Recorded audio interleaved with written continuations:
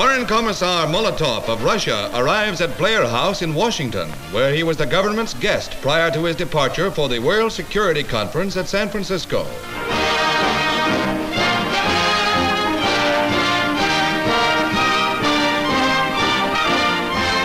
He confers with Anthony Eden and Secretary Stettinius during his stay at the Capitol.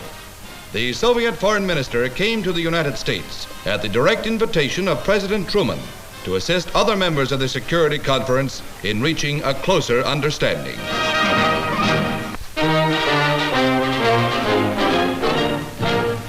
This 110-inch airplane tire is about to get the most severe test it's possible to give.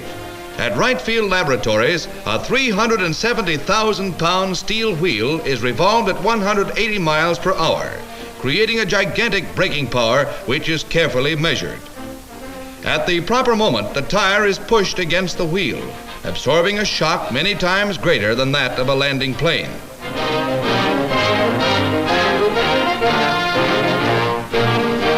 This rubber was torn loose in the first grinding impact before the flywheel was slowed down.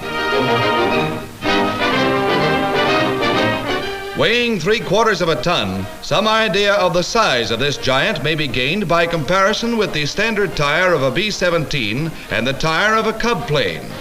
Another Army experiment in safety. A crowd of 30,000 assembles to see the last B-17 roll from the assembly line of the Boeing Seattle plant. Henceforth, this factory will be devoted exclusively to the production of B-29 Superforts. Stickers commemorate the thousands of missions on which the flying forts have performed so gallantly throughout the world. Salute to a great airplane.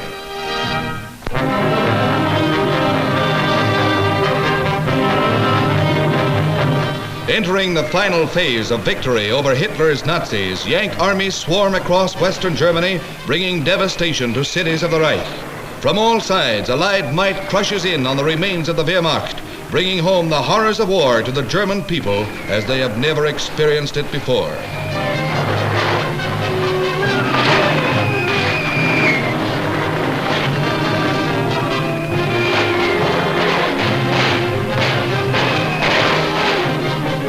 The white flag of surrender flies all along the battle-torn route as our fast-moving armies sweep to a junction with the Russians. German medical units handle casualties as captured Volkssturm troops swell the total of 1 million prisoners taken during the last.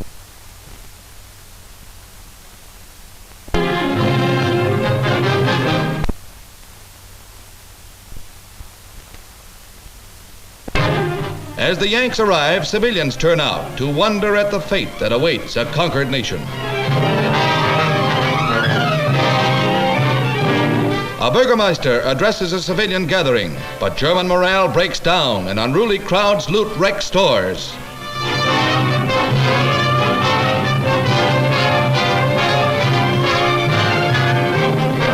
Signal Corps cameramen film the looting of freight and passenger cars loaded with civilian and military goods.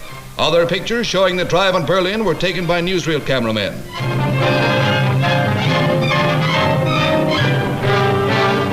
American MPs handle the traffic problem.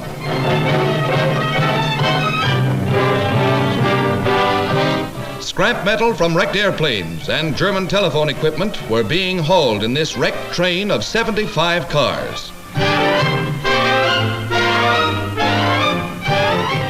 Graveyards such as this one, where the Gestapo buried 30,000 Russians in 3.5 years, are only one result of mass starvation and brutality encountered by the Yanks. Prison camps and forced labor camps took a heavy toll of millions of miserable people enslaved by the Nazis. These girls suffered incredible hardships when forced to work in German munitions factories. Slave workers who came from many parts of Europe. Each girl wore a number tattooed on her arm. And here is stark evidence of German torture. Yellow identifying crosses were daubed in their clothing. Thousands of these unhappy humans are being freed daily by the Allied armies.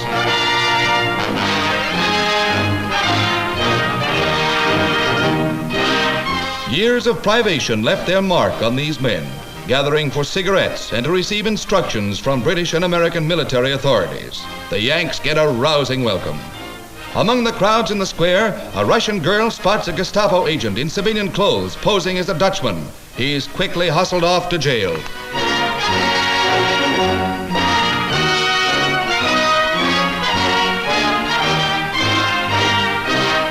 In France, 3 million families wait eagerly for their loved ones to return.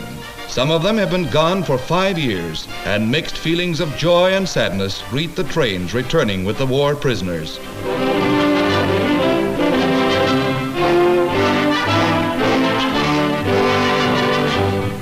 Such pitiful family reunions are reminders of the devastation and horror visited on the world by the Axis.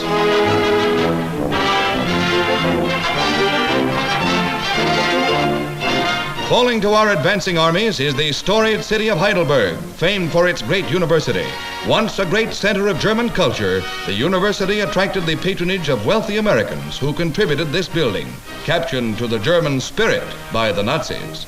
American reporters uncovered the plaque, which the Nazis had removed, listing the donors, names familiar to all Americans.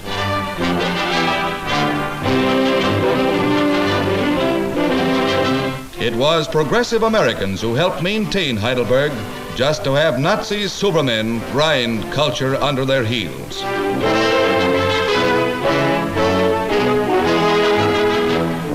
The Watch on the Rhine has taken on added significance in this war.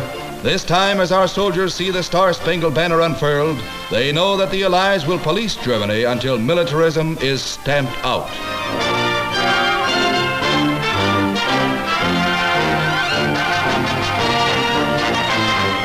General Omar Bradley gives personal thanks to his men at this point near Koblenz.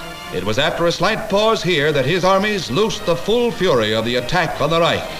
Just what they have done, including General Patton's men, is history.